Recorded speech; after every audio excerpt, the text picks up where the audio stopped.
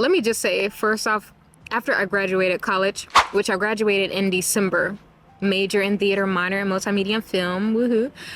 So anyway, they let me go last month, and I was just like I honestly, and still don't know how to like cope with that.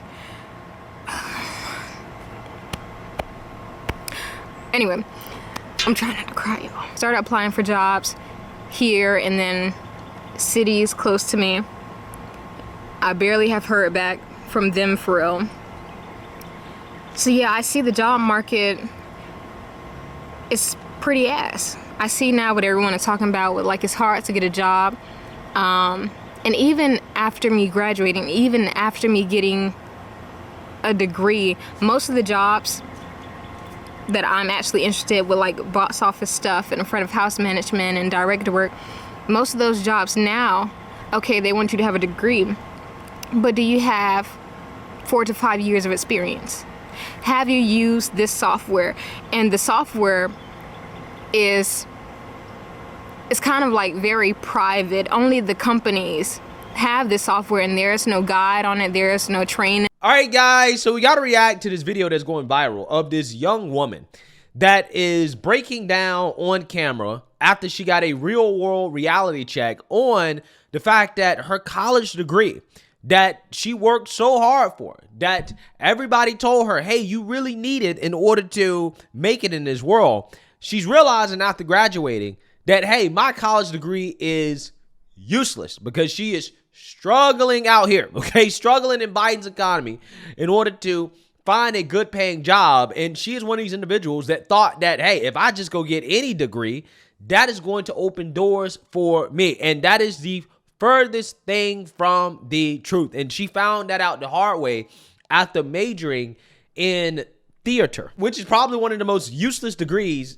that you can get, okay? It is like the equivalent of a basket weaving degree, okay? You're not going to have much success in the job market when you went to school to get a degree that doesn't translate to real job skills, okay? So I want to react to this woman's story, and I want to give my take on where she went wrong, okay?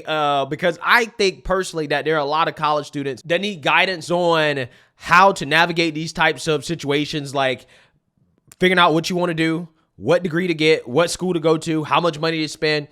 I think that that's the key to solving the student loan debt crisis, right? Is that kids just need to make better decisions, right? I don't think it's fundamentally bad that the government tries to invest in people to gain job skills, but that's not what's happening with college, okay? They're investing in kids to become woke activists, and they're not gaining anything out of it that is actually useful to society or a positive return on investment. In fact, I'm so passionate about this that once I slow down, at some point, I'm probably going to start a nonprofit to help mentor kids to avoid these types of situations, because I really do believe it's that big of an issue. So I want to talk about this, but before we get into it, we have to have a word from the sponsor of this video, Noble Gold. Hey there, investing feels overwhelming right now, doesn't it? So complicated, so many decisions. But leaving your money in the bank, not a great idea.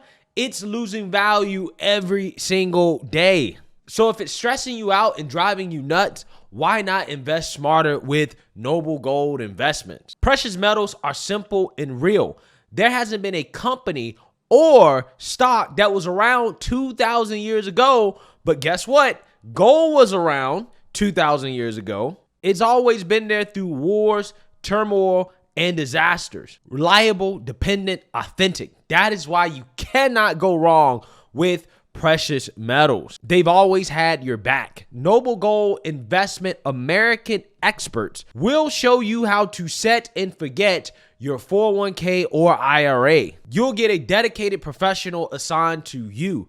No hassle, no call centers. And this month, Noble Gold is giving away a free 1/4 ounce gold standard coin with every qualifying IRA investment. Visit noblegold.com to claim your gold coin. That is noblegoldinvestments.com. And just remember, there's a risk with every investment and there's no guarantee of any kind. So had my graduation and then started my first full-time job, which I was working at a novelty store, a little adult entertainment store. I thought it would be fun.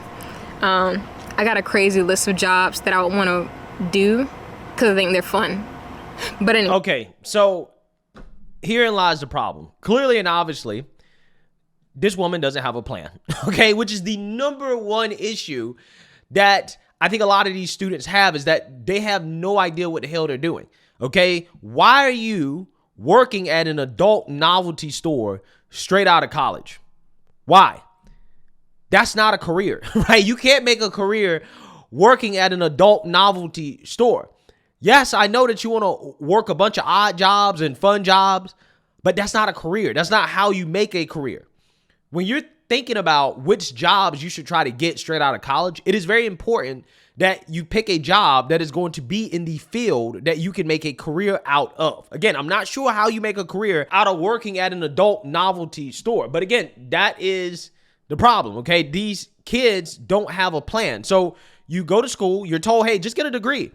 Don't actually figure out, okay, what degree do I want to get and what jobs is that going to allow me to get? Okay, what field I want to go to? No, just get a degree and then after that, figure it out. Well, that's what happens when you do that. When you do that, you end up in a situation like this where you end up getting a job at a place where you didn't need a degree to get a job at. You don't need a degree to get a job at an adult shop.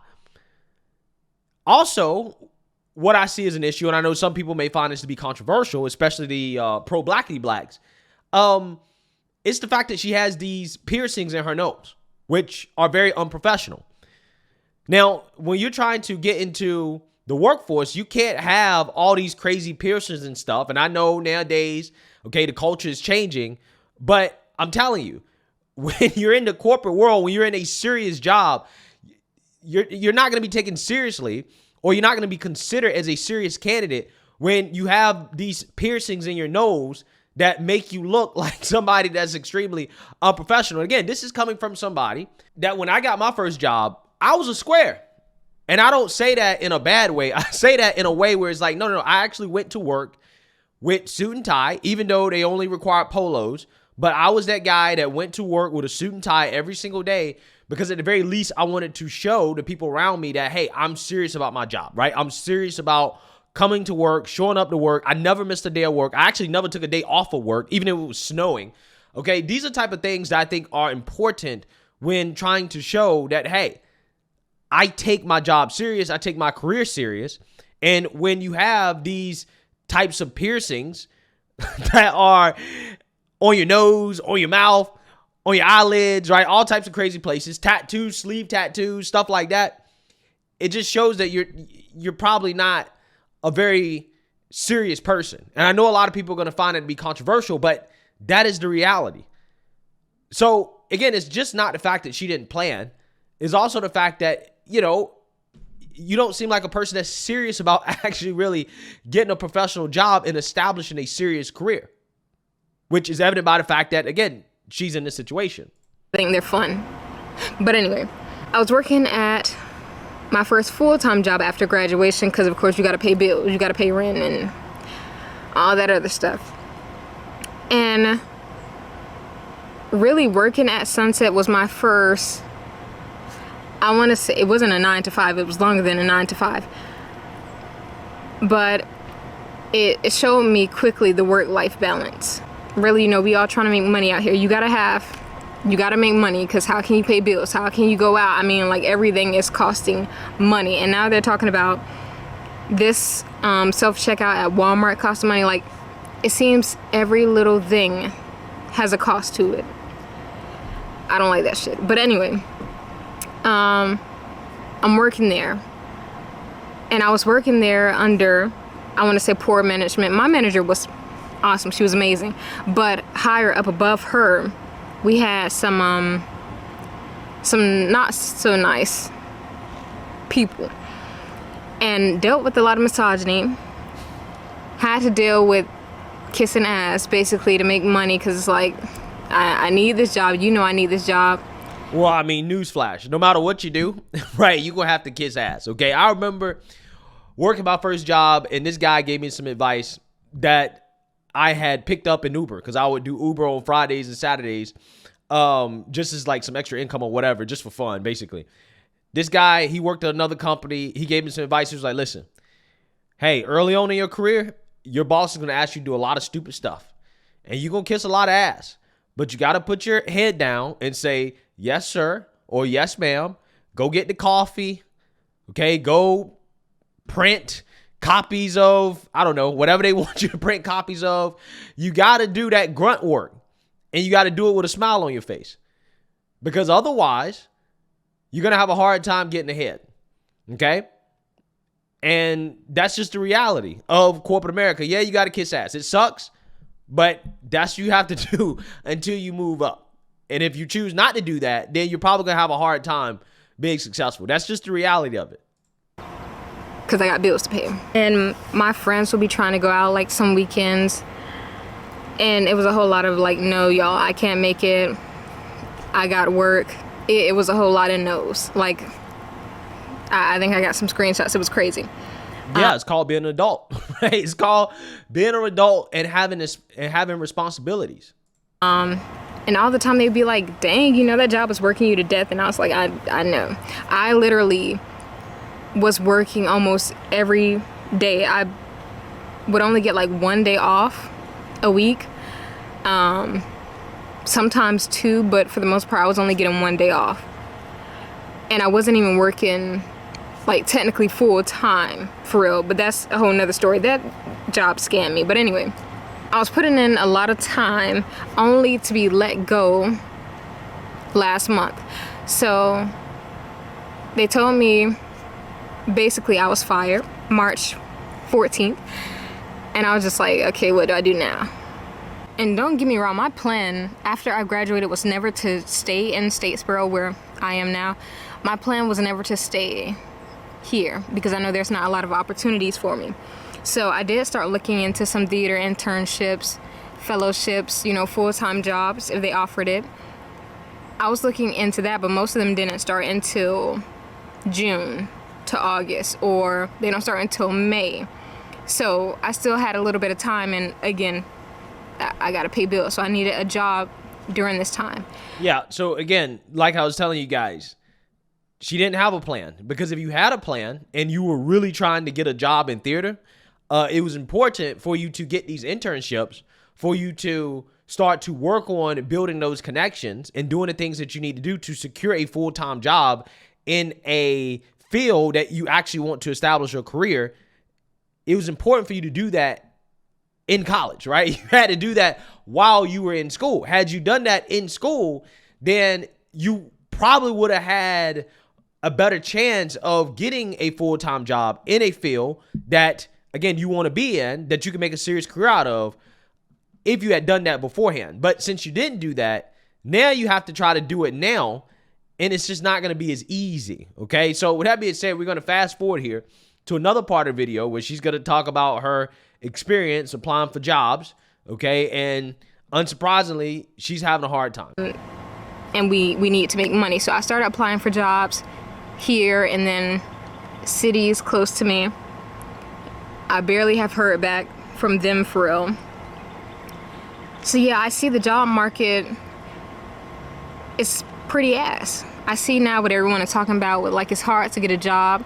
And even after me graduating, even after me getting a degree, most of the jobs that I'm actually interested with, like box office stuff and front of house management and director work, most of those jobs now, okay, they want you to have a degree, but do you have 4 to 5 years of experience? Have you used this software? And the software is kind of like very private. Only the companies have this software, and there's no guide on it. There's no training classes on this software. But it's like, yeah, you got to have experience with this software, and then we need you to have experience doing this, this, and that. Well, again, that is the purpose of an internship. That is why you need to know what job you want out of college before you go to college. So that way you know, okay, these are the skills I need to acquire. This is what I need to learn while I'm in college. So that way when you graduate and you're ready to get a job, okay, to go applying for jobs, you know, okay, well, I have all the skills. Okay, I'm qualified for these positions that require me to know all these things because I learned all these things in college. Again, that's why, again, it's super important to know before you go to college exactly what you want to do. In fact, I would argue that nobody should go to college unless they know exactly what they want to do and how they're going to get there, right? How they're going to acquire the skills that they need to get the job that they want. I think that we should normalize kids not going to college immediately out of high school, because these kids are 18, 17 years old. They don't know enough about the world. I think that it would actually benefit kids more to work a few years, okay, before going to college or university. Give them some time to figure out, this is what I want to do, and to create a roadmap around how they're going to achieve their goals. I think that that would be very beneficial for kids. In America, we have normalized kids going straight to college right out of high school, and I think that that is a mistake. That's also part of the reason why the student loan debt crisis is out of control, is because these kids are making huge financial decisions at 18 years old, not realizing that they're taking out a ton of debt to go to school, and they don't even know exactly what they're going to school for. They just know that, oh, wow, this is what they told me to do, that this was a good investment, not knowing anything about the investment. Nobody ever makes an investment without knowing, okay, what am I investing in, why, and what is the return on investment? What is the potential return on investment in the future? But that's what we're asking kids to do when we ask them to take out student loans. We're asking them to make an investment not knowing what the possible return on investment will be. And this is why we're in this disaster. And you only can feel so bad for the kids because, again, they're young. They made a decision at 17, 18 years old. Well, how could I have that experience when I've been in college? You know what I'm saying?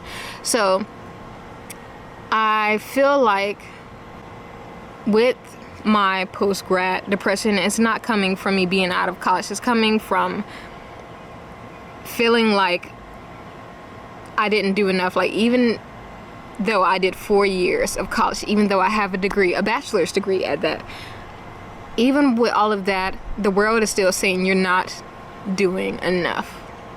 Well, I mean, you're not. I mean, that's just the objective reality. You're not doing enough. Having a degree in theater is not enough. It is not useful. What is useful are the job skills that you acquired while in college, which clearly and obviously are not many, right? So again, you know, a lot of people don't understand that a degree does not equal skills. It doesn't. Because I can tell you right now, there are a lot of people I know, actually a lot of smart people that do this, by the way. They'll go to college and major in something they're passionate about, like history. But yet they knew that, okay, well, I want to go into, for example, investment banking. So they'll take a bunch of business and economic classes and acquire all of the skills that they need to go into investment banking, but they'll major in history and they'll still get the job, right? Because doing the job interview on their resume, they've shown that, hey, I have all the skills. My degree might not necessarily be in this field, but I've taken all the classes that I need to take, and I have all the skills to do the job, and they still got hired anyways. Because the degree is not really what matters. What actually really matters are the skills that you acquire. A degree can help you acquire skills if the degree specifically is for developing a certain skill, like, for example, software engineering, computer programming. And then you have certain other degrees that can be broad or broadly used, like, for example, get a degree in mathematics. But math is so important for a lot of jobs. You can go get a job in a lot of fields with a math degree, okay? Because it can be applied to a lot of different fields. There are not many fields that require a theater degree, and you're not acquiring any skills with a theater degree. So again, that's the reality of the situation here. America is still saying you're not doing enough.